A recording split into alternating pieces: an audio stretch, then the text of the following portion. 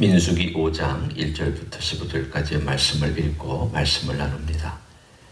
여호와께서 모세에게 말씀하여 이르시되 이스라엘 자손에게 명령하여 모든 나병 환자와 유출병 있는 자와 죽음으로 부정하게 된 자를 다 진영 밖으로 내보내되 남녀를 막론하고 다 진영 밖으로 내보내어 그들이 진영을 더럽히지 하게 하지 말라. 내가 그 진영 가운데에 거하느니라 하시며 이스라엘 자손이 그같이 행하여 그들을 진영 밖으로 내보냈으니 곧 여호와께서 모세에게 이르신 대로 이스라엘 자손이 행하였더라.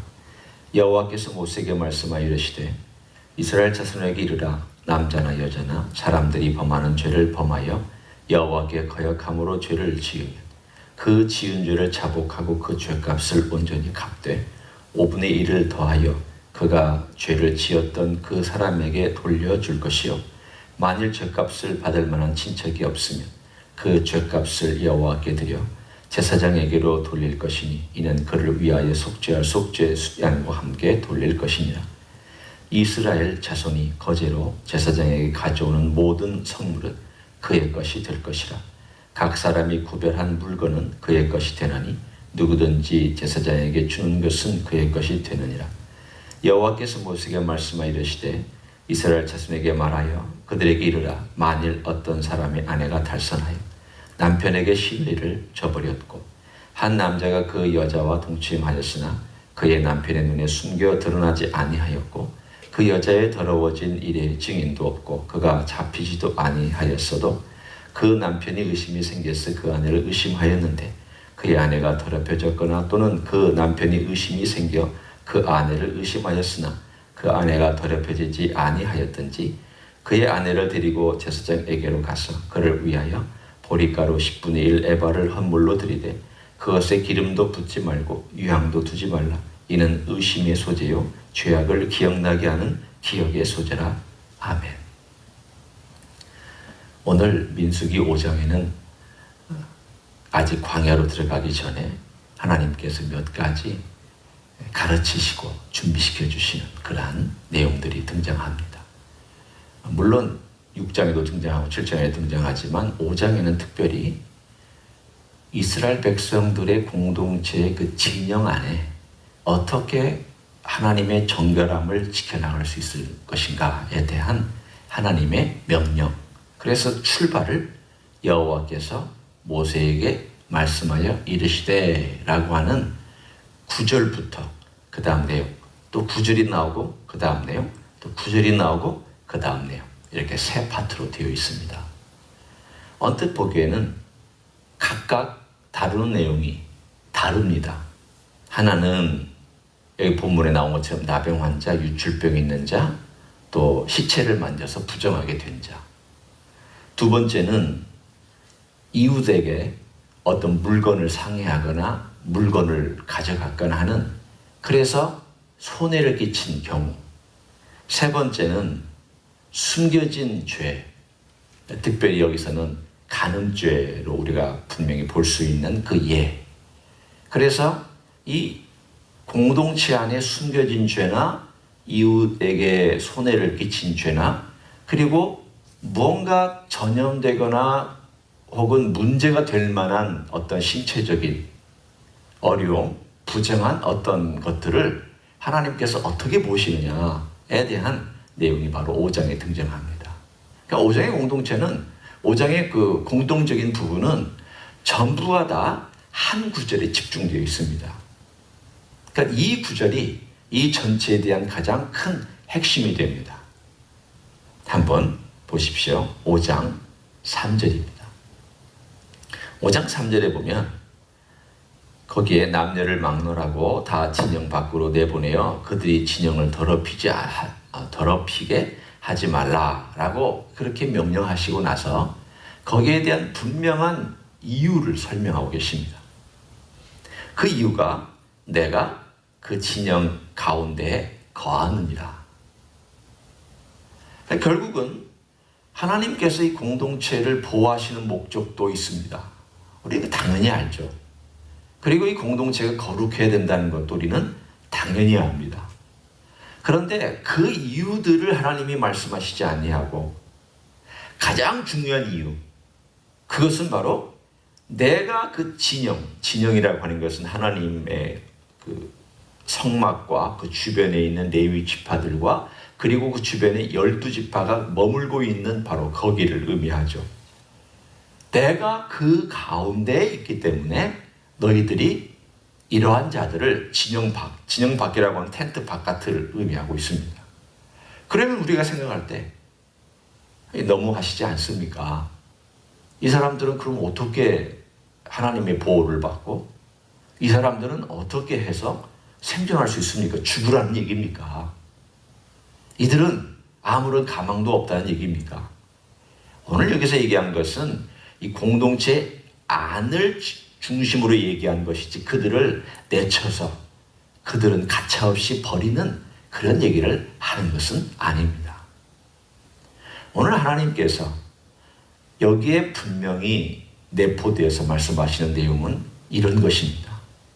공동체에 오염되고 문둥병과 같이 전염되고 유출병과 같이 어떤 더럽혀진 것으로 인해서 균이 생길 수 있고 또는 부정을 만진 것으로 시체 같은 것을 만졌을 경우에 올 수 있는 어떤 문제점으로부터 하나님은 그들을 보호하심과 동시에 그들에게는 하나님을 바라보고 회개하거나 참회할 수 있는 기회를 제공하고 있습니다. 쉽지 않은 거죠. 어렵죠. 그러나 그들을 바깥으로 내보냈다고 해서 이 공동체가 나 몰라라 하고 그들은 살든지 죽든지 신경도 쓰지 마라. 그것은 아닙니다. 이스라엘 역사를 쭉 보면 그들에게는 항상 먹을 걸 주고 구제하는 일들을 행해왔습니다.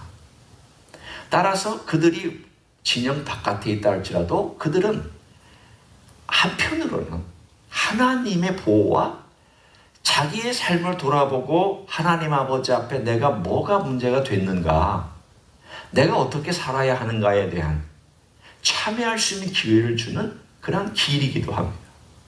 오늘 그걸 보면 두 번째도 역시 똑같이 그런 공통적인 부분이 나옵니다. 한 사람이 이웃에게 죄를 범하면 너가 빨리 갚고 5분의 1 더해서 갚고 그리고 그것에 대하여 하나님 아버지 앞에 죄를 고백하고 용서받아라. 왜냐하면 손해를 끼친 이것이 그냥 하다 보니까 그렇게 실수로 손해가 됐네요 라고 하는 그런 변명을 하지 말고 네가 끼친 손해는 네가 담당해서 분명히 그것을 갚고 회복시켜라. 내가 원하는 공동체는 나 몰라라 하는 공동체가 아니다. 이건 내가 거하기 때문이다. 내가 이 공동체 안에 거하고 내가 보고 있기 때문에 너희들은 내 앞에서 살아가는 인생이므로 그냥 하나님도 의식하지 않고 이웃도 의식하지 않고 자기 원하는 대로 살아가는 그런 공동체가 아니다. 내 앞에서 살아가는 것이다.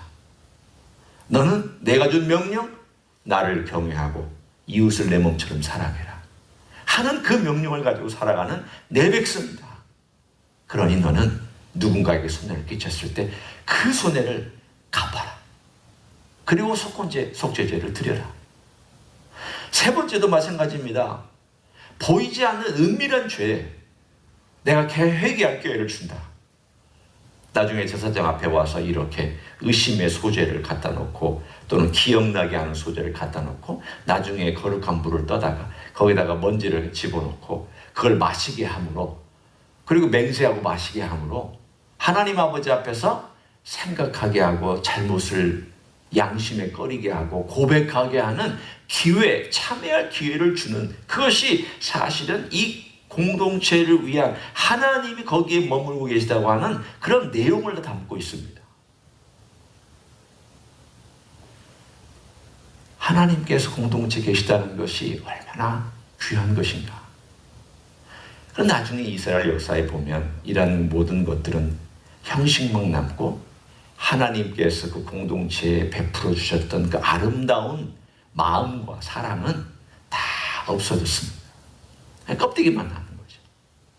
그런데 이 껍데기만 남은 율법의 내용을 구약보다도 더 적극적으로 이 땅에 오셔서 그것을 회복시켜 주시고 보여주신 분이 바로 예수 그리스도입니다.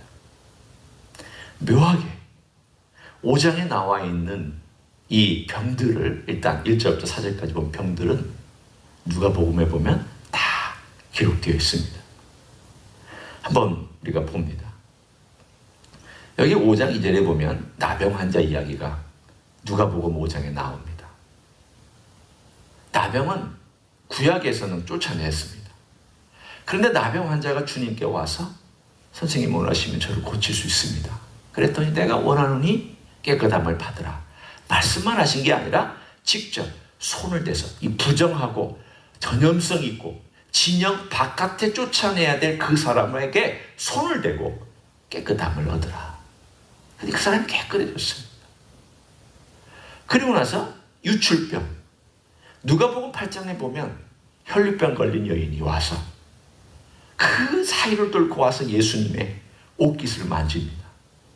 예수님 아셨습니다. 누가 내 옷 만졌느냐. 사람들이 많은 가운데 옷을 만진 사람이 한두 사람이겠습니까? 그런데 그 여인이 와서 고백합니다. 제가 그랬습니다. 내가 너를 용서하고 깨끗하게 보낸다. 오늘 이 이야기와 심지어는 죽음으로 부정해야 된 이야기가 누가복음 7장에 나옵니다. 나인성 과부의 아들이 죽어서 행렬로 기슭을 내려오고 예수님은 기슭을 올라가는 중간에 마주쳤을 때 그 마주친 가운데 주님께서 그 시체가 있는 관을 딱 손을 대고 멈춰서겠습니다. 그리고는 청년아 나오라. 그리고는 청년을 잡아다 손을 잡아서 그 어머니에게 주었다. 그렇게 되어 있습니다. 오늘 여기 보면은 누가복음 5장, 누가복음 7장, 누가복음 8장에 이 이야기를 다 다루고 있습니다. 사실은 누가가 이 내용을 염두에 두고 했는지 아니면 그가 성령의 감동으로 되었는지 그걸 알 길은 없습니다. 그러나 누가복음 5장, 7장, 8장에 하는 이 모든 내용을 통해서 진영 바깥에 있어야 될 사람들에 대하여 주님께서는 직접 그들을 만나주시고 손대주시고 그들에게 오늘 여기 나와 있는 모든 내용들이 다 그대로 직접 접촉된 사건들로 누가는 기록하고 있습니다. 묘합니다. 나병 환자도 접촉하고 혈류병 환자도 접촉되었고 그 시체도 접촉되었고 구약에서는 접촉할 수 없는 존재들, 만나서는 안 될 존재들을 주님께서는 이 땅에서 직접 만나 주셔서 손대 주셨다라고 하는 이 놀라운 사건이, 저는 이 5장을 보면서 그렇구나. 구약은 하나님의 거룩을 유지하기 위해서 소극적인 어떤 면이었다면, 이것은 쫓아내어서 거리를 두어야 되는, 그래야만 거룩을 유지하는 것이었다면, 신약에서 우리 주님은 오셔서 쫓아낸 것이 아니라 품으신 것이구나. 안아주신 것이고 손대주신 것이구나. 야, 얼마나 멋진, 구약과 비교할 수 없는 그 아름다움을 우리 주님은 보여주셨습니다. 심지어는 5장부터 10장에 나와 있는 손해배상에 관한 이야기도 누가복음 19장에 등장합니다. 누가복음 19장에 삭개오 이야기가 나오죠. 그 삭개오 얘기가 나오는데, 그 삭개오가 예수님을 만나니까 예수님이 그 집에 들어간다. 이건 직접 교제하고 손대주시는 정도가 아니라 같이 먹고 마시고 같이 그 집에서 머무는 것을 의미하고 있습니다. 삭개오는 너무 감동해서, 기분이 너무 흥분해서 제가 도색한 것이 있으면 4배를 갚겠습니다. 오늘 본문에 5분의 1만 갚아도 될, 거기에다가 5분의 1만 더해서도 될 것을 4배나 제가 갚겠습니다.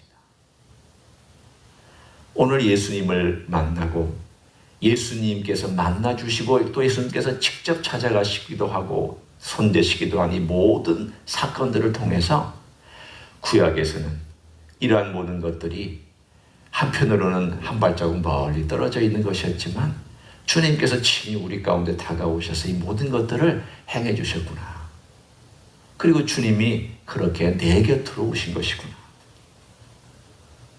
우리가 한때는 나병 환자 같은 사람이었고, 한때는 혈류병 가진 사람이었고, 한때는 죽은 자나 죽음을 만진 자 같은 사람이었고, 한때는, 아니 어쩌면 지금도 누군가에게 의도하든 의도하지 않던 손해를 입힌 자이고, 누군가에게는 숨긴 죄를, 아직도 고백하지 않은 죄를 지은 이런 인생에 대하여 주님께서 가까이 다가오셔서 손대시고 치료해 주시고 용서해 주시고, 더 이상 그렇게 살지 마라, 더 이상 죄짓지 마라, 더 이상 부정한 삶을 살지 말고 이제는 거룩한 삶을 살아라, 은혜를 주시잖아요.